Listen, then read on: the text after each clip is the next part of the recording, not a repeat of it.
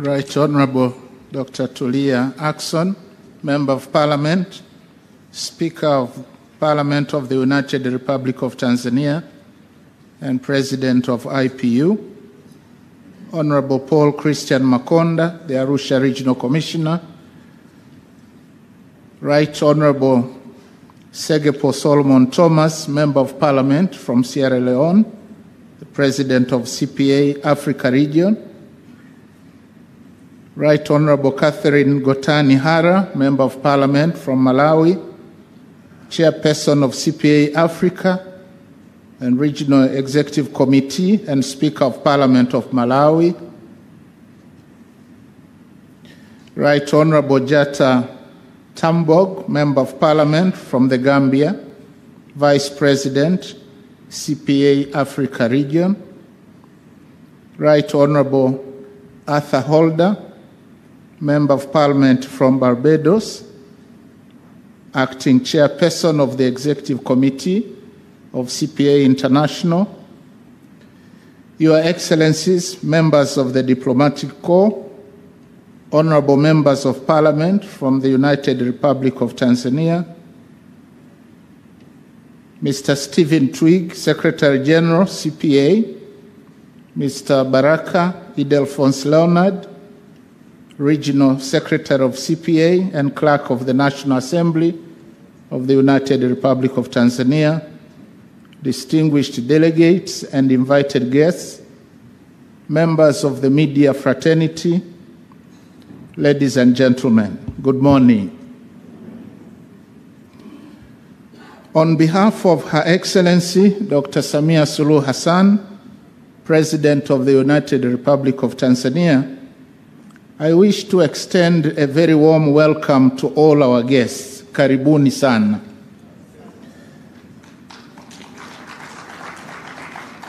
The President had intended to personally officiate the 53rd CPA Africa Regional Conference, but could not be here due to other equally pressing national commitments.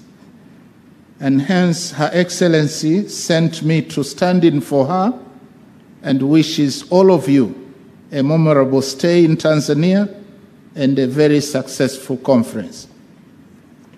Distinguished delegates, I've been brought to understand that this conference is a platform that brings together parliamentarians from across the Africa region and beyond to foster dialogue, share best practices, and strengthen parliamentary democracy.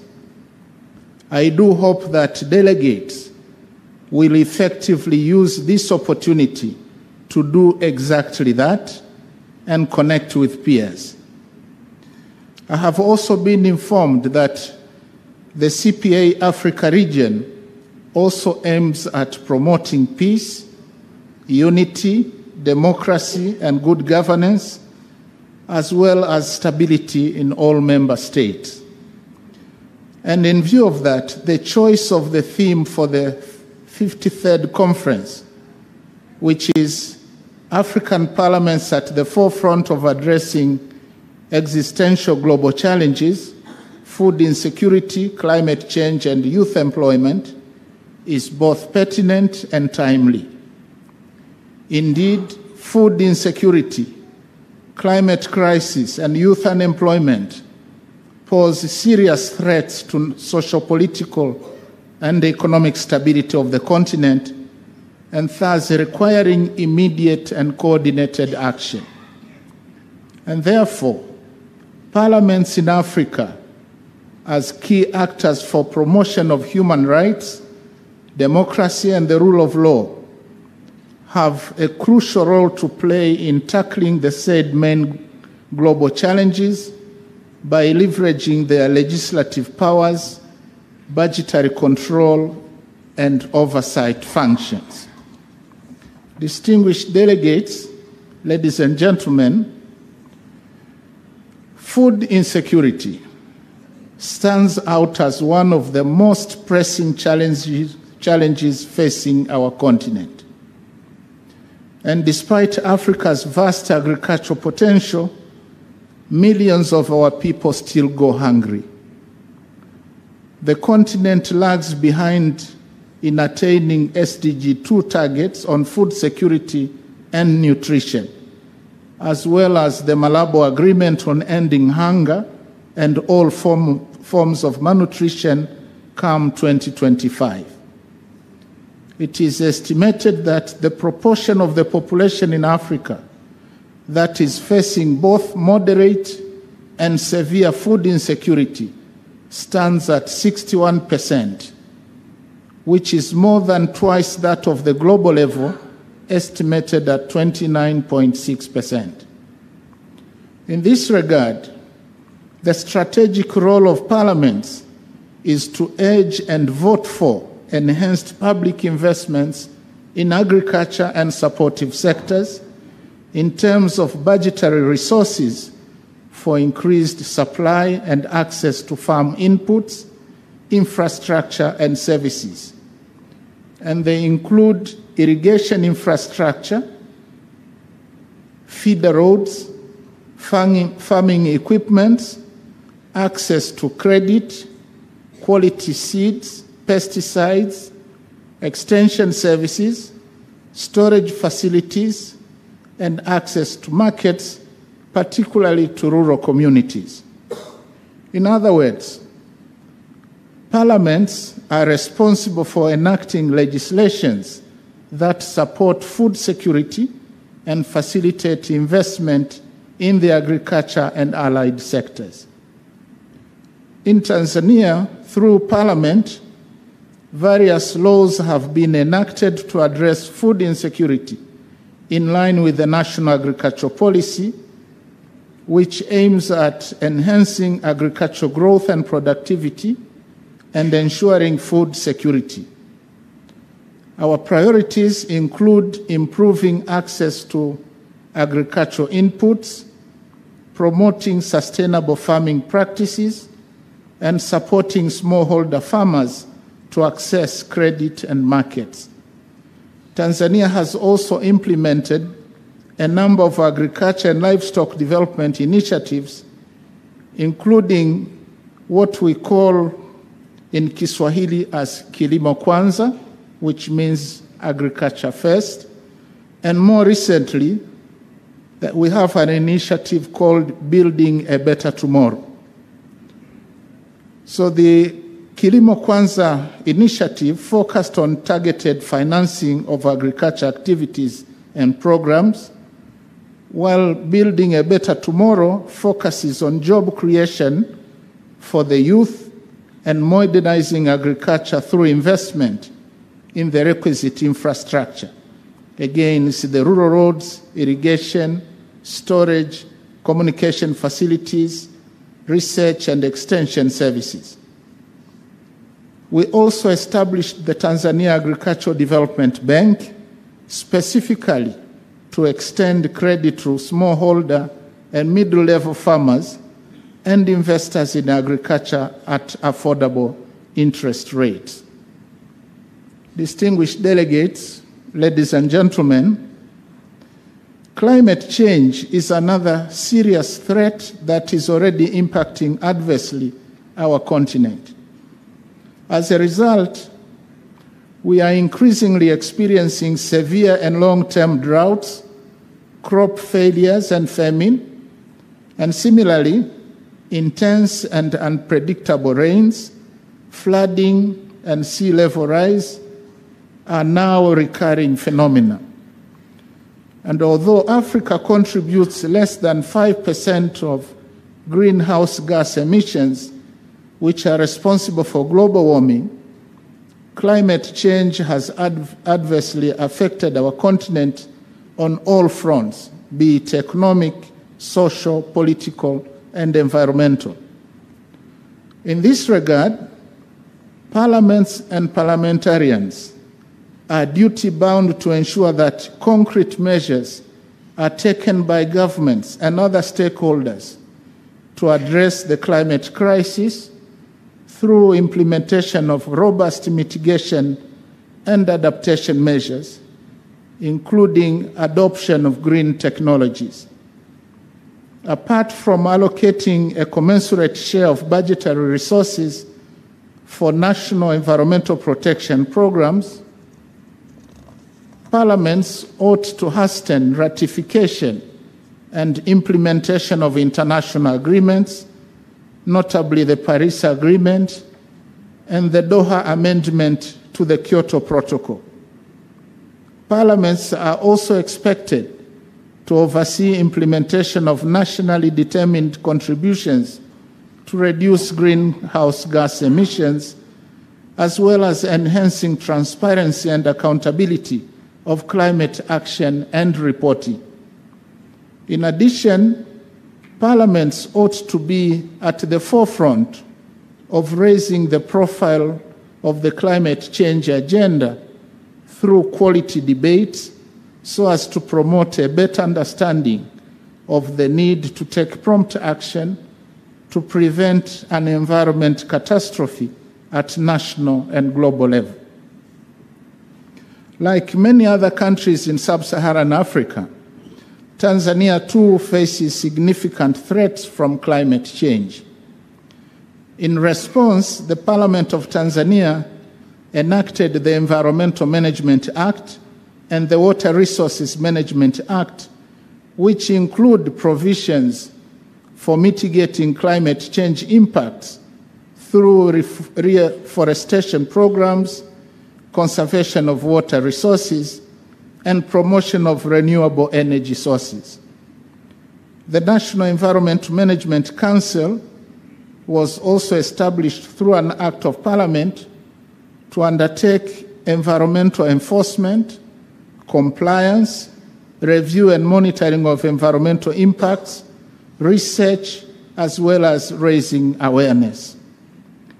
The Parliament also has a standing committee on water and environment, which provides oversight function on water resources management and environmental issues. And in doing so, Parliament collaborates with other stakeholders to shape people's perceptions on climate change and impart knowledge nationally as well as at the constituent level. Furthermore, Parliament has been instrumental in advocating for interventions to minimize adverse impacts of climate change on food security, like pushing for smart agriculture and avoidance of conflict over land and water resources, carbon trade to incentivize protection of forests, as well as championing the transition from the use of charcoal and firewood for cooking to clean energy, an agenda that is championed Africa-wide by Her Excellency President Samia Suluhu Hassan. Similarly, parliamentarians are at the forefront of the tree planting campaigns, street cleaning in urban and beach areas, as well as distribution of gas cylinders to the local communities in their constituencies. Distinguished delegates, ladies and gentlemen, with regard to youth employment, it is well known that Africa is now the world's youngest continent, with 70% of sub-Saharan Africa under the age of 70, and the median age is only 19. This youthful profile creates a potential for economic growth when the share of the working age population exceeds the non-working age population. And in Maasai language, we call this the demographic dividend. However, it is estimated that 10 to 12 million young people enter the labor market each year, but only 3 million are absorbed, leaving the majority of the youth either unemployed or forced to settle for low-paid and low-productive jobs to make ends meet. The prevailing underemployment and lack of employment prospects for the youth in African countries are driving the young people to migrate to urban centers or overseas, even in very dangerous circumstances. As a result of unemployment frustrations, the youth have become prone to extremism, propaganda, and even joining political riots.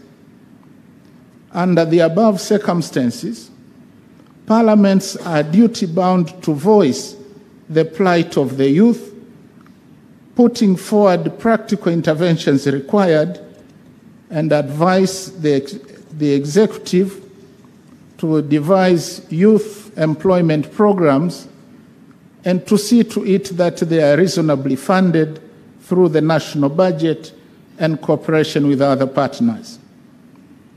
As parliaments exercise their legislative and oversight functions, they need to work with governments to promote employment policies and programs and innovative financing for youth entrepreneurial programs.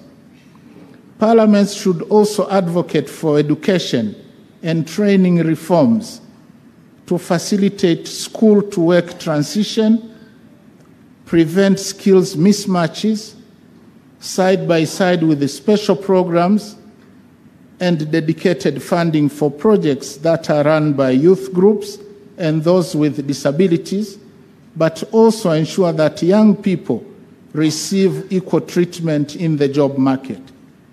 For example, here in Tanzania, each local government authority is required by law to set aside 10% of revenue from own sources to fund projects run by youth groups as well as those run by women and people with disability. Distinguished delegates, since agriculture is the main employer in Tanzania, absorbing about 75% of the population, we have deliberately tripled the agricultural budget over the past 3 years. The government has also set up a startup capital fund under the Building a Better Tomorrow program to facilitate access to land, acquisition of agro inputs, and modern technology.